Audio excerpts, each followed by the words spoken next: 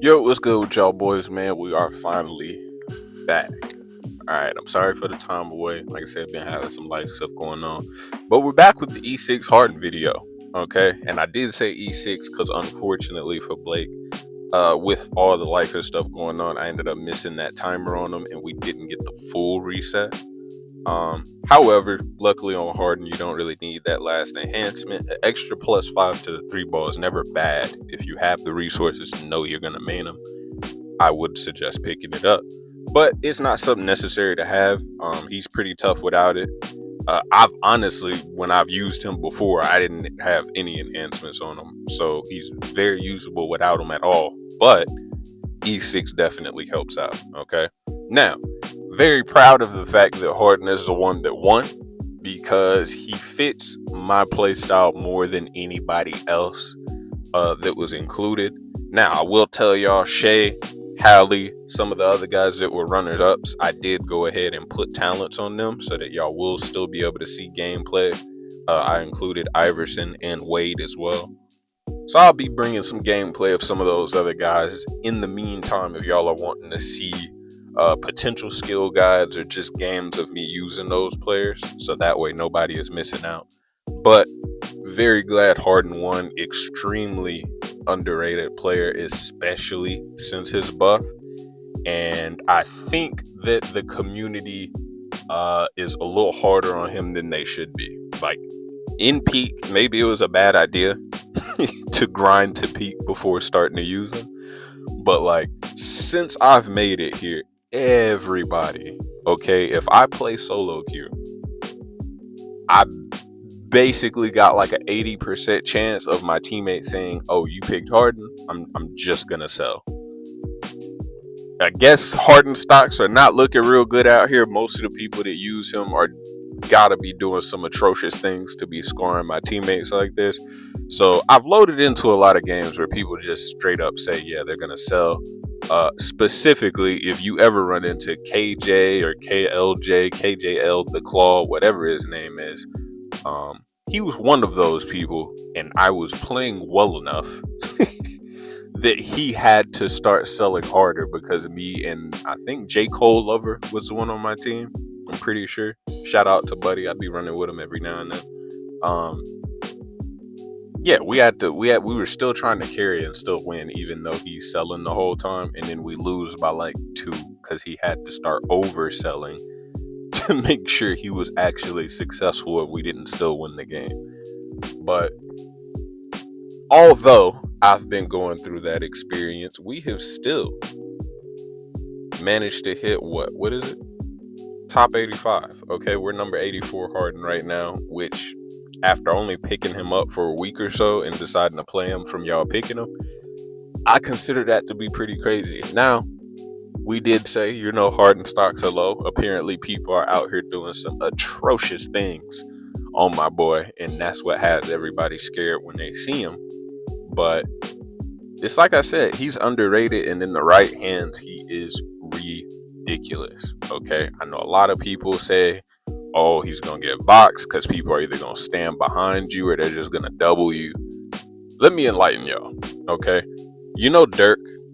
Dirk is somebody in the game that you can defend by just standing behind. And you're going to see this in the gameplay clips because people tried just about every double, standing behind me, all type of different stuff. If you are a good Harden player, right, that is smart about your moves, you know how to create space, you know how to delay your dribbles a little bit and add a little bit of misdirection and what would you call it? Like unpredictability. You know how to add a little sauce to it to make it to where they don't necessarily know exactly what you're gonna do. Especially being E6 and having that contest range drop, you can get off some pretty ridiculous shots. Okay. Just like Shea, just like Iverson, how they all have that contest zone shrink.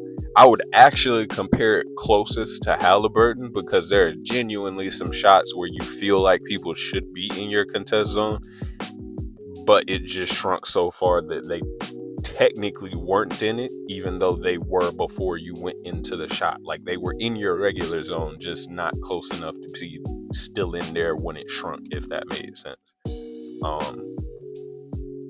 And if you mix that with the fact that he gets guaranteed ankle breakers, which again, I know everybody says, oh, that's people just gonna stare at your zone, they're gonna run behind you. Part of the game on Harden is getting people to bite on ending up in your dribble zone, whether it's you dribbling around properly to catch them in there at some point, or using screens, whatever the case may be. I don't really use screens, so I ain't gonna lie. But whatever the case may be, think of it as like a mini game. Your job is to try to get to keep them in that zone, even if you're being double teamed. Now, obviously, if you're being doubled and you got open teammates or something like that, pass the ball. But I'm talking more so in the situations your main scorer or they just need a bucket from you on the team. Doubles is not enough to stop this guy. Okay? Playing behind him is not enough to stop this guy. If you're playing against somebody who knows what it is that they're doing when they're on the court. And because of his consistency, I have genuinely forgotten how good of an option he is. I'm going head up with Klay Thompson's, Steph's, Harrell's, some of the three-point giants in the game that can hit 3-4 in a row and are basically just burying you with threes all game. That's kind of the way that he operates. I'll get a 2 off every now and then, but it's nowhere near like it is when I'm on Iverson and Wade, where it's like I'm mixing in 2s to make sure that my 3s are hitting every time. On Harden, I will genuinely just straight chuck 3s the entire game, and I have a solid chance of hitting what? If I shoot 7, I'm probably hitting 5. Most games. I've had like probably 1 every 10 games where it's like you miss 2 in a row, make 1, miss 2 more, something like that. But for the most part, his consistency is something very, very reliable when it comes to getting your shots off, as long as you're taking open shots. And again, high consistency. All right. Then you add the ankles that we were just talking about, his ability to create space so well. Then you add the moves that he got added to his buff, the delayed dribbles you can now use with him when you're trying to get around and stuff like that. The only thing that puts him in a bad situation is the same thing that puts most shooters in a bad situation, is just you not having a spacing team. Like, I did have some games where when I play with Rodman as my big, I'll have some doubles that I can't get out of as easy because there's a center out there trying to help on me, and if they're smart enough when they're playing sides, they'll be able to kind of keep me in a little box right there. But for the most part, you give me a center and another person that can shoot, you're getting torched. You're getting absolutely torched. One-on-one, he's extremely, even if you're a defender, he's hard to guard if he knows what he's doing. And that makes me love him. I'm not gonna lie. Like, I love Wade too. I love Iverson. I love all these different guys. In my opinion, it takes the most skill to be good on a Harden, though. Out of all the different, you feel me, all the different guards and stuff. Because you get the least help outside of the ankle breaker. But like we said, most people are going to double or stand out of the zone. So outside of the ankle breaker, you get like the least help as far as how far your contest zone shrinks and stuff like that. You're not getting the flashiest, spammable, unlimited moves like Shea, Hallie, Iverson. You feel me? And you're not as good at just forcing 2s the whole time like a D Wade is. So for you to be effective to a point where you're not hurting your team, yeah, it takes some skill. You got to be pretty solid on buddy. And me being top 80, 84, 85 already, 83 now. So somebody is out there losing on them as we speak. Me being as high as I am on them already, I can tell that a lot of people don't know these things, whether they just don't put them into practice or maybe they don't know. You feel me? But hopefully for my Harden users. This video will help y'all out a little bit. If y'all want me to go more in depth and drop a full kind of skill guide thing on him and how I specifically play with him in game situations, if the clips that y'all are seeing now ain't enough, drop it in the comments. Let me know. I don't mind. I did it for Iverson. We did it for Hallie, Blake. I could drop one for Harden too if y'all need that. So outside of that giveaway, we're gonna be announcing it tomorrow. All right, Wednesday. I'm hoping that there's gonna be a player hint coming out so that the whole point of the giveaway was to sync it up with that, seeing when our next player would be.